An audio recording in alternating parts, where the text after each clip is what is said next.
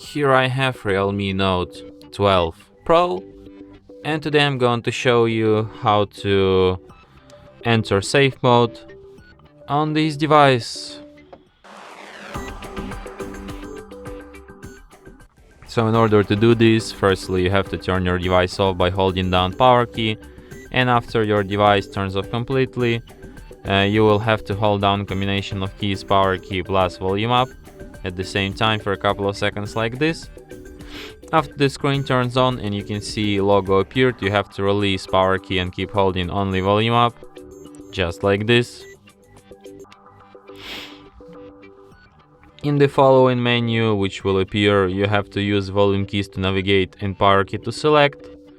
You don't have any other choice, so you navigate like this and select with power key, and you have to select the last option, safe mode, and after that your device will be restarted in a safe mode. And that's it. Thanks. Wait, no, that's not it. And that's it. Now you're in a safe mode. So as you can see, in safe mode, lots of your apps, they just disappear because they're inactive, because safe mode works the way that it limits most of apps which are connected to the internet for more safety or something like that.